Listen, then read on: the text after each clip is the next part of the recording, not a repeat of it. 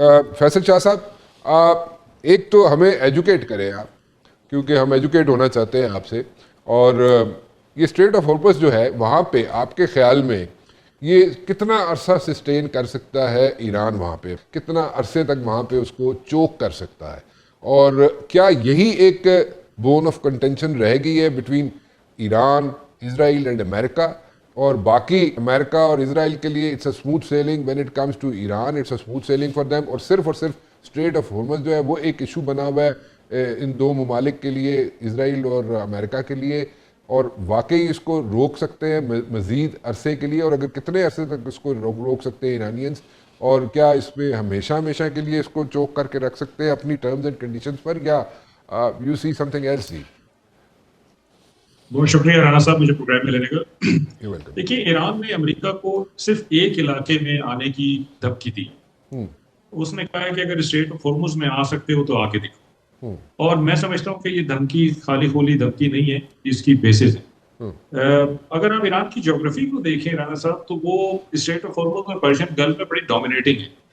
उन तमाम ममालिक के मुकाबले में भी जो स्ट्रेट ऑफ हॉर्मुज़ में या गल्फ ऑफ पर्शियन गल्फ में वाक़े हैं, उनके मुकाबले में भी इनकी ज्योग्राफी बड़ी डोमिनेटिंग है, स्ट्रेट ऑफ हॉर्मुज़ और पर्शियन गल्फ। अच्छा, ईरान ने इस ज्योग्राफी का मजीद फायदा उठाया और उन्होंने जगह जगह पे अपने छोटे छोटे बेसिस बनाए हुए हैं, मिसाइल बैटरीज लगाई हुई हैं, और जो IRGC की नेवी है, पासदारा ने इनकलाब की नेवी, जिसके पास स्पीड बोट्स हैं, जिसपे रॉकेट लॉन्चर्स लगे हुए हैं, केमिकेजे बोट्स हैं, रिमोट कंट्रोल बोट्स हैं, उन बोट्स को और IRGC नेवी को पर्शियन गल्फ और स्ट्रेट ऑफ हॉर्मुज़ में तैनात किया हुआ है हमेशा से।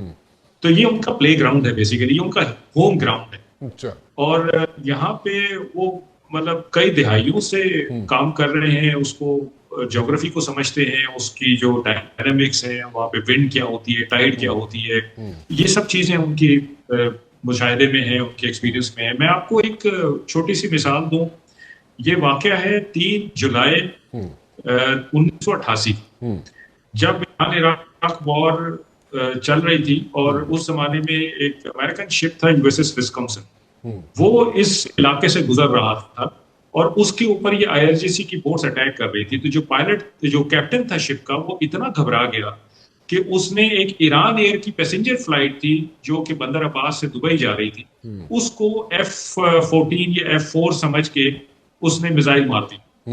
और बात तहकीकात हुई तो पता चला कि वो इतना घबराया हुआ था बोट से कि उसने समझा कि ये शायद 2 प्रोंग अटैक मेरे ऊपर हो रहा है और ये ईरानी एयरफोर्स का जहाज आ रहा है, तो उसने पैसेंजर लाइनर को मार दिया। 290 पैसेंजर उसमें मर गए, पेरिश हो गए।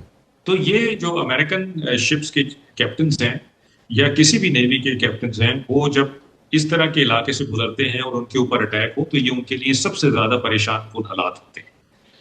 अब ईरान ने अगर धमकी दी है और उसकी तैयारी भी है, तो मैं ये समझता हूँ कि ईरान बड़ी स्ट्रॉन्ग पोजीशन में है स्ट्रेट ऑफ हॉर्मुज़ में।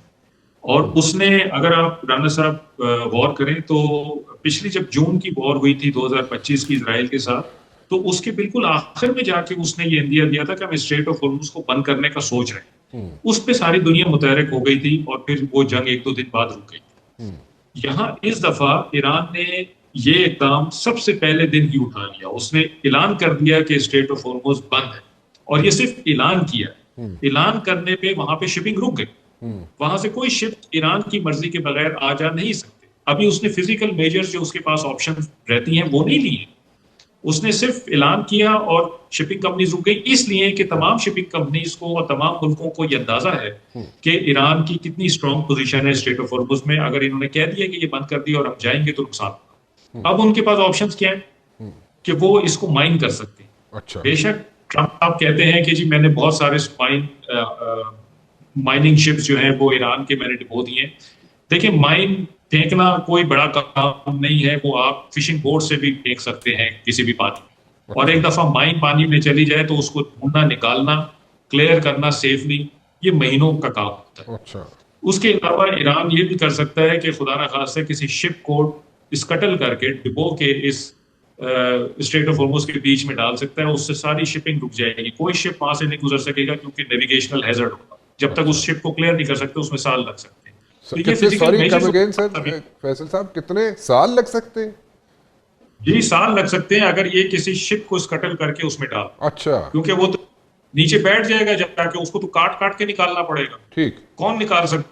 ये तो बहुत मुश्किल काम है। तो अमेरिकन प्रेसिडेंट को भी और उनकी फौज को भी अंदाजा है कि ईरान कितना डेंजरस इस वक्त गेम खेल रहा है। इसीलिए वो कह रहे हैं कि अगर आपने स्ट्रेट ऑफ हॉर्मुज नहीं खोली तो हम 20% ज्यादा बॉम्बिंग करेंगे। अगर आपने स्ट्रेट ऑफ हॉर्मुज नहीं खोली तो हम दुनिया की तारीख में इतनी बॉम्बिंग नहीं हुई उतनी करेंगे।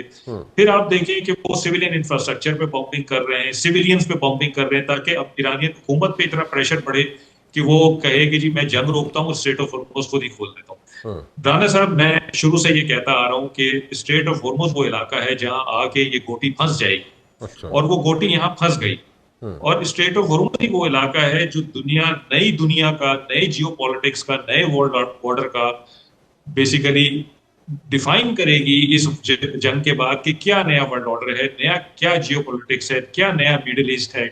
ईरान किस तरह का उभरेगा, यूएस किस तरह का रह जाएगा, चाइना और रशिया की क्या वैल्यू होगी, ये सब चीजें आप देखेंगे इस जंग के बाद। स्ट्रेट ऑफ हॉर्मुज का अगर तजिया खुलता है, इसमें अमेरिकन जबरदस्ती करते हैं इसको खुलवाने की, तो देखा जाएगा कि अगर अमेरिकन कामयाब होते हैं तो एक बिल्कुल डिफरेंट दुनिया आप देखेंगे, अगर ईरानियंस कामयाब होते हैं तो एक बिल्कुल डिफरेंट दुनिया आप देखेंगे।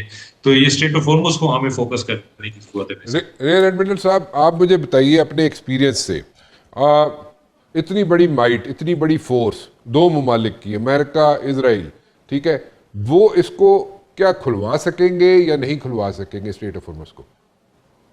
आपका बहुत जेन्युइन सवाल है राणा साहब।